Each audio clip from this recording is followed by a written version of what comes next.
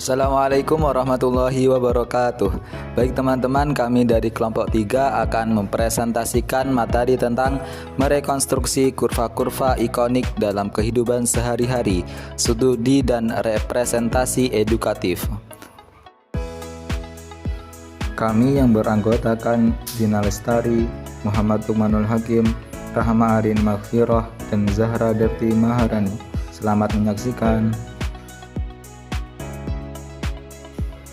Matematika adalah ilmu dasar penting dalam kehidupan, terutama dalam geometri yang melibatkan kurva seperti parabola, hiperbola, dan elips.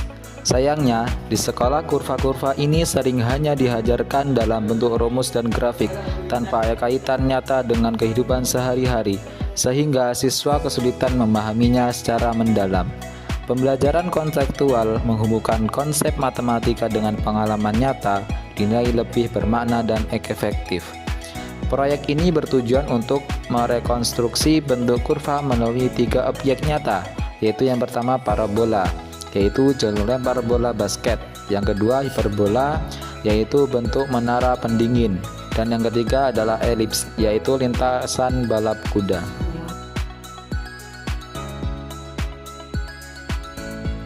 Baik teman-teman, pertama di sini kami akan menjelaskan mengenai kurva parabola. Nah, di sini kami mengamati mengenai jalur lempar bola basket. Oke, sebelum kita membahas lebih jauh, mengapa sih jalur lempar bola basket bisa dikatakan berbentuk kurva parabola? Nah, sebelum itu kita akan memahami terlebih dahulu dari pengertian kurva parabola itu sendiri. Jadi teman-teman, kurva parabola adalah bentuk lengkung yang simetris dan berbentuk seperti mangkuk terbuka. Teman-teman mungkin yang saat SMP sudah belajar ini ya mengenai parabola. Nah, dalam matematika, parabola adalah grafik dari fungsi kuadrat, yaitu fungsi yang berbentuk umum. Ini bentuk umumnya ya teman-teman, yaitu Y sama dengan AX kuadrat plus BX plus C. Jadi ini adalah bentuk umum dari kurva parabola. Seperti itu. Nah, jadi teman-teman, kurva parabola ini bisa membuka ke atas, ke bawah, ke kiri, atau ke kanan, tergantung bentuk persamaannya. Jadi, persamaan tersebut itu berpengaruh terhadap kurva ini membukanya ke arah mana. Jadi, nggak selalu ke atas ya teman-teman, bisa ke bawah, kiri, ataupun ke kanan. Seperti itu. Nah, salah satu contoh benda di sekitar kita yang berbentuk kurva parabola adalah jalur lempar bola basket. Nah, di sini kelompok kami akan mengamati benda ini. Oke, kenapa sih jalur lempar bola basket itu bisa disebut berbentuk kurva parabola? Nah, jadi teman-teman, saat seorang pemain basket melempar bola ke arah ring, bola itu tidak bergerak lurus. Sebaliknya, jalur bola membentuk lengkungan. Nah, lengkungan ini disebut kurva parabola. Ini terjadi karena adanya 2 gerak sekaligus, teman-teman. Yang pertama, ada gerak horizontal ke depan. Kemudian yang kedua itu ada gerak vertikal ke atas, lalu turun karena gravitasi. Nah, karena adanya 2 gerak ini yang menyebabkan jalur lempar bola basket ini berbentuk kurva parabola, teman-teman. Nah, jadi ketika bola dilempar, ia memiliki kecepatan ke atas dan ke depan, teman-teman. Tapi karena gravitasi menarik bola ke bawah, bola tidak terus naik, ya kan? Karena gravitasi tersebut, jadi bolanya akan turun ke bawah seperti itu dan membentuk lintasan melengkung. Dan lintasan melengkung itulah yang disebut parabola. Nah, secara fisika juga, lintasan bola basket ini adalah contoh gerak parabola ya teman-teman, yaitu gabungan dari 2 gerak, yaitu gerak lurus beraturan ke arah horizontal ya, dan gerak lurus berubah beraturan ke arah vertikal akibat gravitasi tersebut. Mungkin untuk fisika ini udah dipelajari di SMP ya teman-teman mengenai gerak parabola. Pastinya teman-teman udah paham ya. Nah, jadi dari gabungan 2 gerak itulah menghasilkan lintasan melengkung sesuai grafik fungsi kuadrat di matematika ya teman-teman. Nah, selain contoh benda di sekitar kita yang berbentuk kurva parabola, selain jalur lempar bola basket itu ada banyak lagi ya teman-teman. Contohnya air mancur yang menyembur ke atas lalu jatuh kembali. Nah, itu juga salah satu contoh benda di sekitar kita yang berbentuk kurva parabola. Selain itu ada lintasan kembang api ya teman-teman. Lintasan kembang api saat ditembakkan itu kan juga berbentuk kurva parabola. Nah, adapun juga bentuk tali jembatan gantung atau kabel listrik yang mengendur. Nah, itu biasanya juga berbentuk kurva parabola. Jadi teman-teman, kurva parabola itu tidak hanya menjadi bagian dari pelajaran matematika saja ya, tetapi juga bisa kita lihat langsung dalam kehidupan sehari-hari. Nah, salah satunya adalah pada lintasan bola basket saat dilempar ke arah ring. Nah, di sini kami akan mengamati jalur lempar bola basket sebagai contoh nyata dari kurva parabola dalam kehidupan sehari-hari. Oke teman-teman, sebelum kita mencari persamaan dari kurva parabola ini ya di objek jalur lempar bola basket, maka kita akan identifikasi terlebih dahulu titik-titik penting dari kurva ini. Nah, jadi teman-teman bisa perhatikan di sini ya titik-titik pentingnya. Yang pertama, puncak lintasan bola berada di titik tertinggi sebelum bola jatuh ke ring. Kemudian posisi bola dilempar itu kita lambangkan koordinat A ya teman-teman, sama dengan 0,2.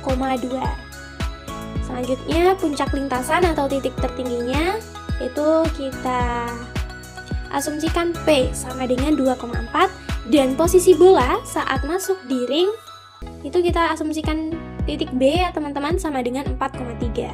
Selanjutnya ada titik-titik penting yang lain, itu ada sumbu simetri, itu X sama dengan 2. Di sini kami asumsikan sumbu simetrinya di 2. Kemudian titik fokus itu di titik 2,10/3, dan direktrisnya itu Y sama dengan 14/3, dan panjang latus rektumnya itu sama dengan 8/3.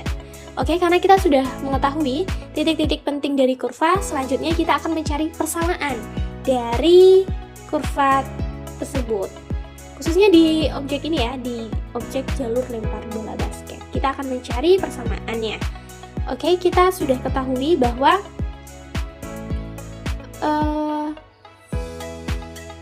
bentuk umum untuk mencari persamaan kurva parabola itu adalah Y sama dengan AX kuadrat plus BX plus C ya teman-teman.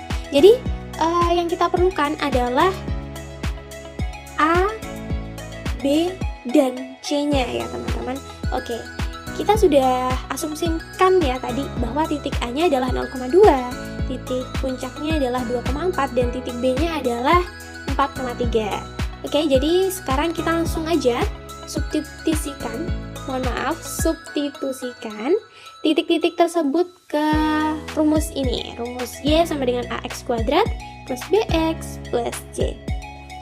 Oke teman-teman, karena kita sudah tahu titik-titiknya, maka kita substitusikan titik-titik tersebut ke rumus ini, rumus umum ya dari bentuk persamaan kurva parabola, yaitu Y sama dengan AX kuadrat plus BX plus C. Oke, kita substitusikan terlebih dahulu. Titik yang pertama yaitu titik A sama dengan 0,2.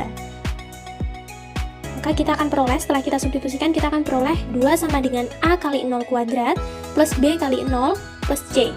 Nah, 2 ini dapatnya dari titik ini. Kan kita tahu bahwa X-nya itu sama dengan 0 ya di titik A, kemudian Y-nya sama dengan 2. Nah, kita masukin Y-nya adalah 2, jadi kita masukin di sini. Kemudian X-nya kita masukin ke variabel X-nya, sehingga kita mendapatkan 2 sama dengan A kali 0 kuadrat plus B kali 0 plus C. Nah, selanjutnya kita operasikan ini. Setelah kita operasikan, kita mendapatkan 2 sama dengan 0 ditambah 0 ditambah C. 0 kuadrat kan adalah 0 ya teman-teman. Kemudian A dikalikan 0 adalah 0. Jadi apapun yang dikalikan 0 adalah hasilnya 0. Kemudian B kali 0 adalah 0. C tetap ya. Kemudian selanjutnya kita akan mendapatkan C-nya sama dengan 2. Jadi kita udah mendapatkan C-nya. Selanjutnya kita akan mencari A dan B-nya ya teman-teman. Oke, di sini kita substitusikan titik yang kedua, yaitu titik P sama dengan 2,4. Setelah kita substitusikan, kita akan mendapatkan yaitu P, 4 sama dengan A kali 2 kuadrat plus B kali 2 plus 2. Nah, di sini 4-nya didapat dari titik P ini kan, X-nya adalah 2, Y-nya adalah 4. Jadi di sini 4, kemudian 2-nya ini kita substitusikan ke setiap variabel X-nya. Nah, setelah itu kita operasikan, sehingga kita mendapatkan 4 sama dengan 4A plus 2B plus 2. Kenapa bisa gitu? Karena 2 kali 2 adalah 4 ya, kemudian 4 dikalikan A adalah 4A. Dan B kali 2 adalah 2B, seperti itu. Nah, selanjutnya ini kita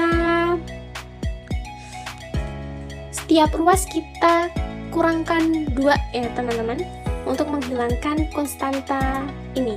Jadi ruas kanan sisanya tinggal 2 ya, karena 4 dikurang 2 adalah 2, dan ruas kiri 2-nya ini habis karena 2 dikurang 2 adalah 0, sehingga kita akan mendapatkan 2 sama dengan 4A plus 2B.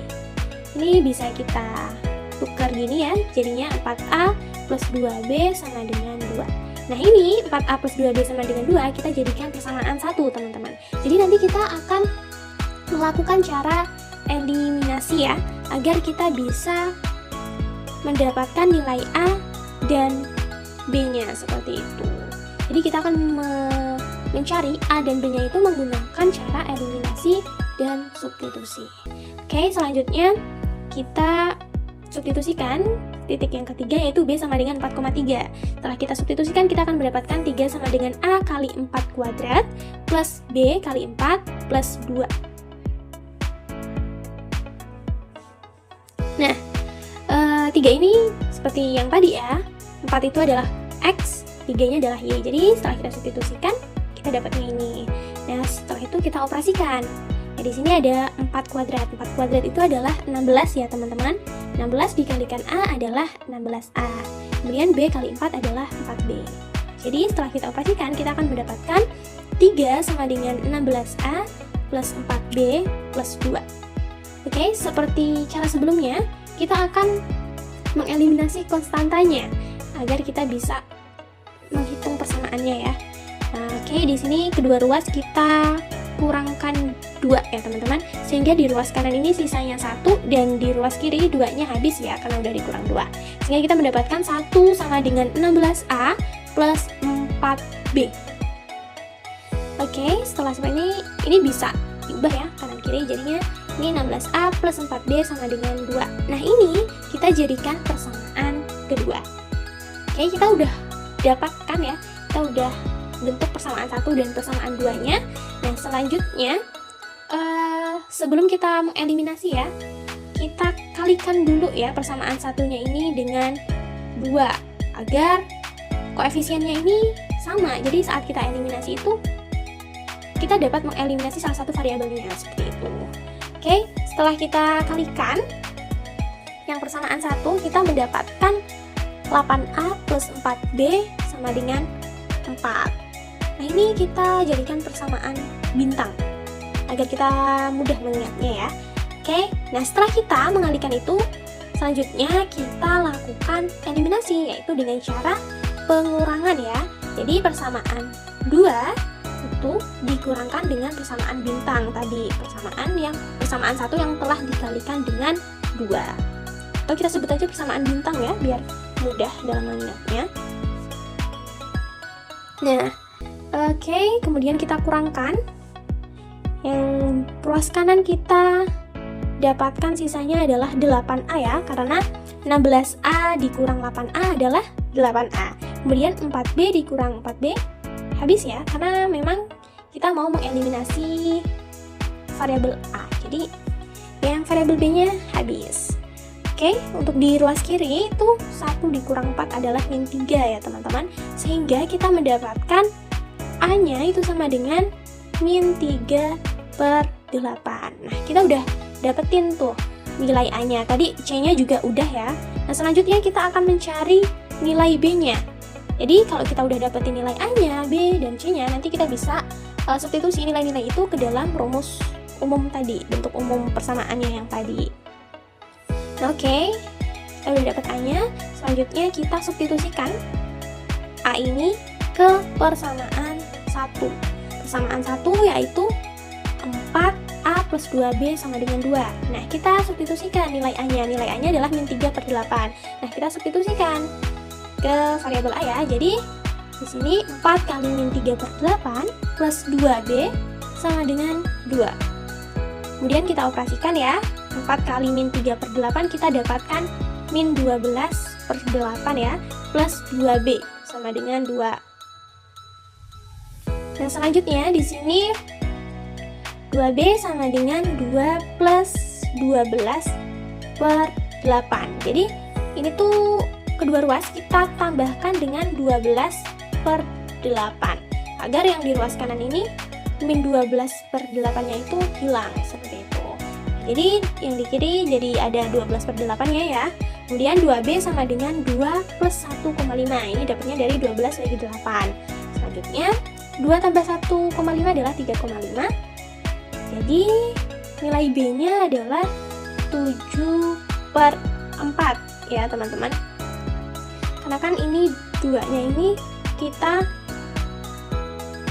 bagi dengan, nah kita dapatkan B-nya itu sama dengan 7 per 4 ya.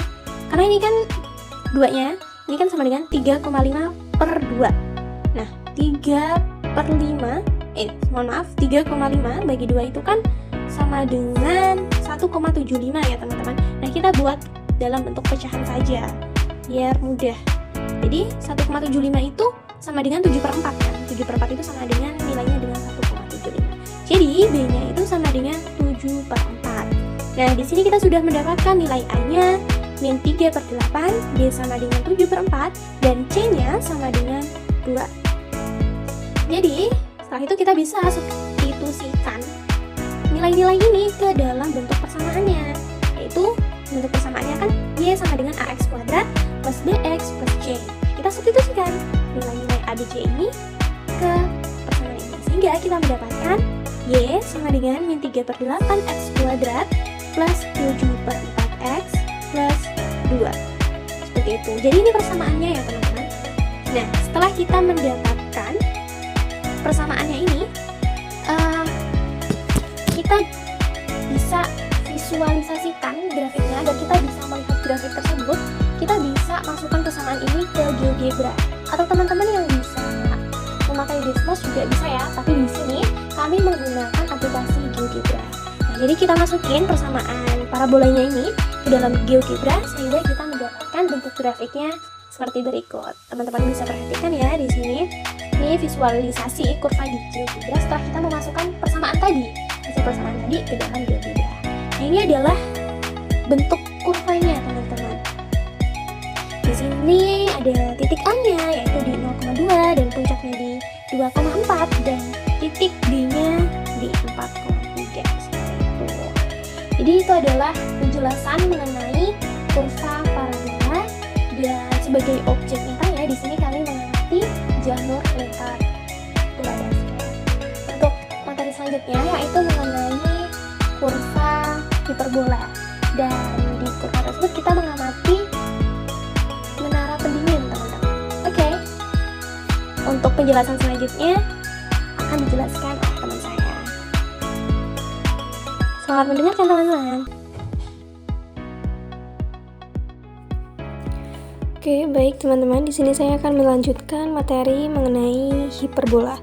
Untuk materi sebelumnya itu kan ada parabola yang dijelaskan oleh Dina Lestari, dan di sini saya akan melanjutkan mengenai hiperbola. Kurva hiperbola ini adalah salah satu jenis kurva dalam matematika yang terdiri dari dua lengkungan terbuka yang simetris dan menghadap ke arah berlawanan. Nah, kurva hiperbola ini merupakan grafik dari persamaan kuadrat dua variabel dalam bentuk tertentu dan memiliki ciri khas berupa bentuk terbuka kedua sisi. kurva hiperbola bukan hanya sekedar konsep dalam pelajaran matematika, tapi juga dipakai dalam desain bangunan dan teknologi karena efisiensi serta kekuatan strukturnya. Nah, di sini kita akan mengamati bentuk menara pendingin sebagai contoh nyata dari kurva hiperbola dalam kehidupan sehari-hari. Nah, teman-teman bisa lihat di gambar sebelah itu. Nah, itu kan ada menara pendingin. Bentuknya itu dia berbentuk hiperbola ya teman-teman. Jadi kita menggunakan menara pendingin untuk sebagai contoh nyata dari kurva hiperbola dalam kehidupan sehari-hari. Nah, kurva hiperbola ini merupakan grafik dari persamaan kuadrat dua variabel. Yang di sini ada bentuk persamaannya ya teman-teman. Yang pertama ada x min h kuadrat per a kuadrat min y min k kuadrat per b kuadrat sama dengan 1, atau s kuadrat per a kuadrat dikurang y kuadrat per b kuadrat sama dengan 1. Nah, di sini ada titik-titik penting dari kurva hiperbola. Nah, kita menentukan titik penting yang ada di menara pendingin ya teman-teman. Yang di situ ada titik pusat, titik fokus F1, fokus F2, dan A, B atau puncak, ada titik KL, MN, dan direktris. Nah, karena bentuk simetris terhadap sumbu X atau horizontal, nah kita gunakan bentuk hiperbola horizontal. Jadi persamaannya adalah X min H kuadrat per A kuadrat min Y dikurang K kuadrat per B kuadrat sama dengan 1. Nah, di sini kita mengasumsikan titik-titiknya ya teman-teman. Di sini ada titik pusat, yaitu adalah 0,0, dan titik fokus F1-nya ada di titik min 36,6,0, dan titik fokus F2-nya ada di 3606,0. Nah, kemudian titik A atau B, titik puncak itu berada di plus min 30,0. Kemudian untuk titik KL itu ada di min 3606, plus min 13,33.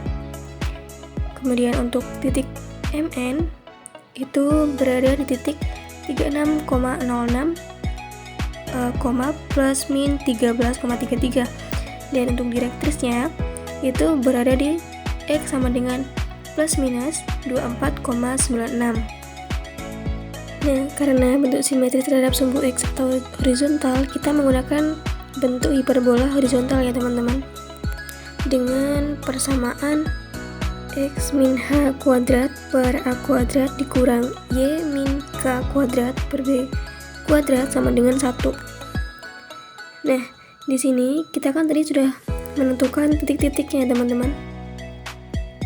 Nah teman-teman, karena pusat di titik 0,0, maka persamaan kita yang X kuadrat per A kuadrat min Y kuadrat per B kuadrat sama dengan 1.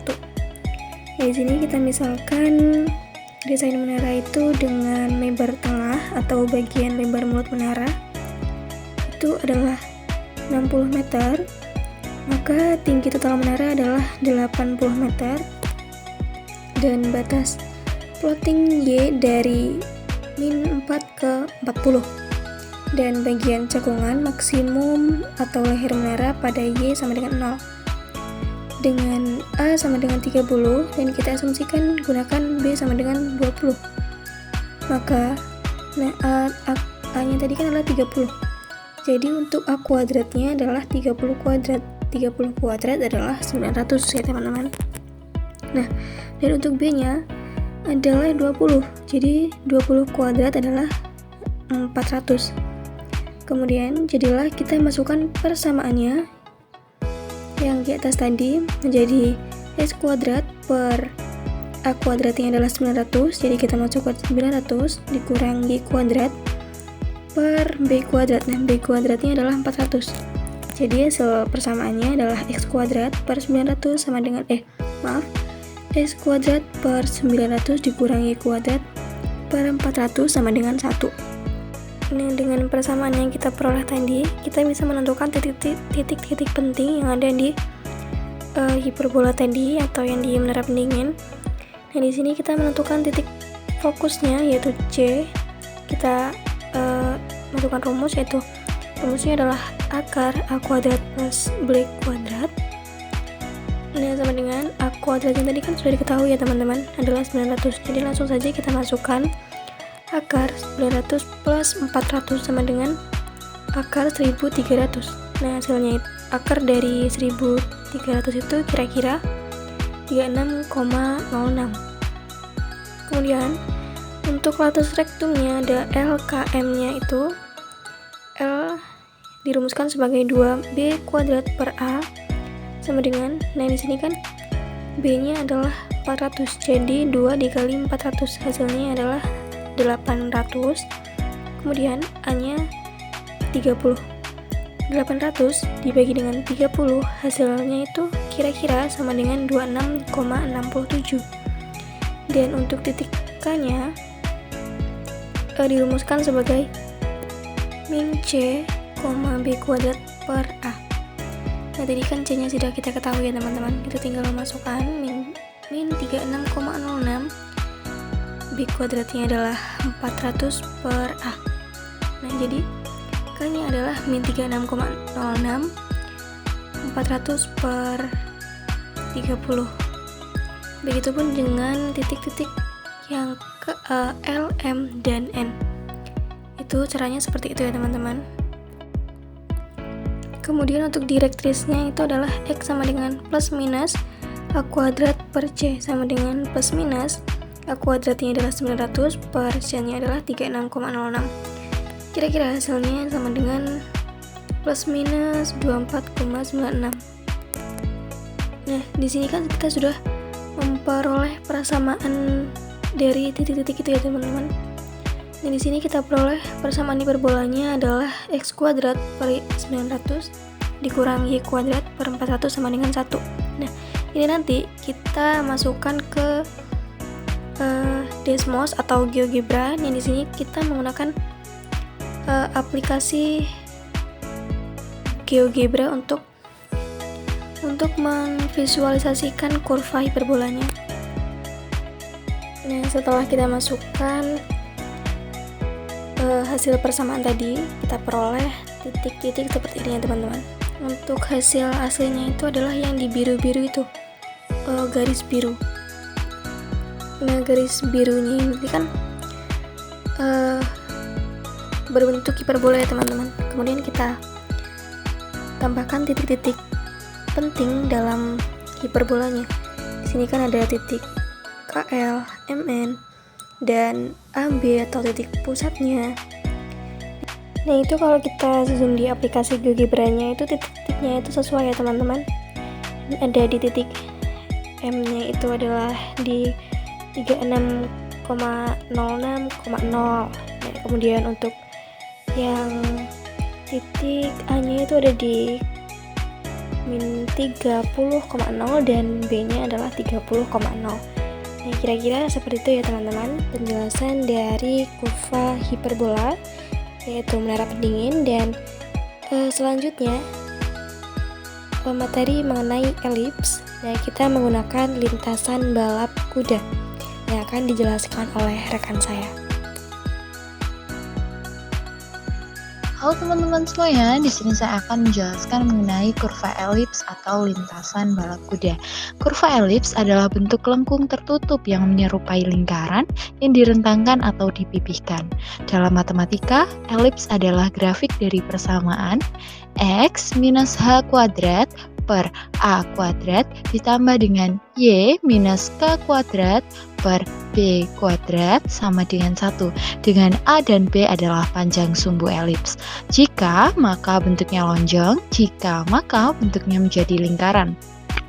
Elips juga bisa dijelaskan sebagai kumpulan titik-titik yang jumlah jarak kedua titik tetap atau disebut fokusnya selalu sama.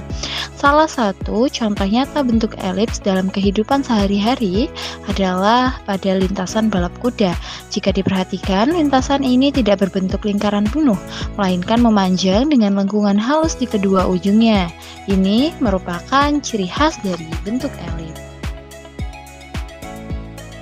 Baik, kemudian kita akan mengidentifikasi titik-titik penting dari kurva elips yang sudah tertera ya teman-teman.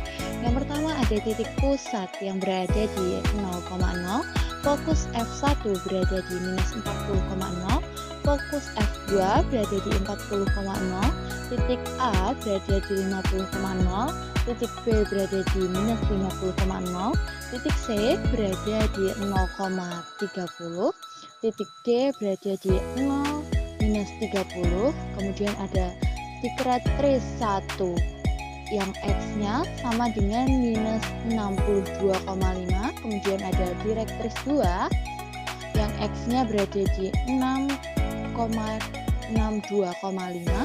kemudian ada KL di F1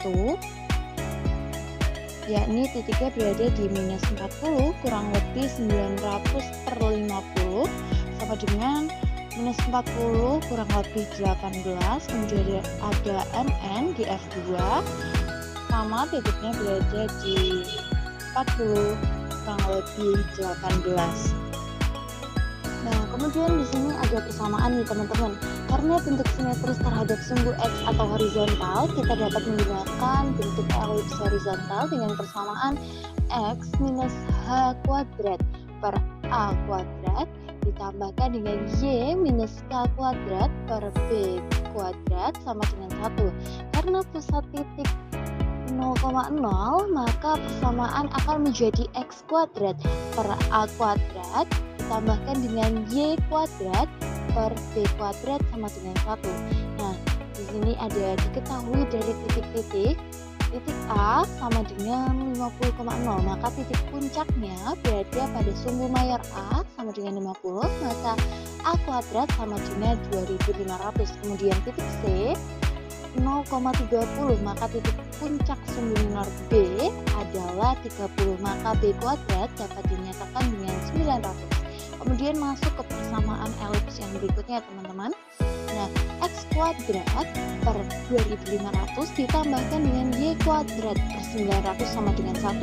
Nah, untuk yang pertama titik F1 dan F2 atau fokus C sama dengan akar A kuadrat minus B kuadrat sama dengan akar 2500 dikurangkan dengan 900 sama dengan akar 1600 atau 40. Maka F1 sama dengan minus 40,0, kemudian F2 nya sama dengan 40,0. Kemudian ada lactus rectum atau melalui fokus panjangnya. L sama dengan 2B kuadrat per A sama dengan 2900 per 50 sama dengan 36. Maka K sama dengan minus 40 dengan 18, L minus 40, minus 18, M 40,18, N 40 minus 18. Kemudian directrix X sama dengan kurang lebih A kuadrat per C sama dengan kurang lebih 2500 per 40 sama dengan kurang lebih 62,5. Kemudian ada eksentrisitas atau E sama dengan C per A sama dengan 40 per 50 sama dengan 0,8. Kemudian ada visualisasi kurva di GeoGebra. Nah, mungkin itu saja ya materi yang kelompok kami jelaskan. Untuk selanjutnya saya serahkan ke moderator. Baik teman-teman, itulah presentasi dari kelompok kami. Terima kasih telah menyaksikan. Wassalamualaikum warahmatullahi wabarakatuh.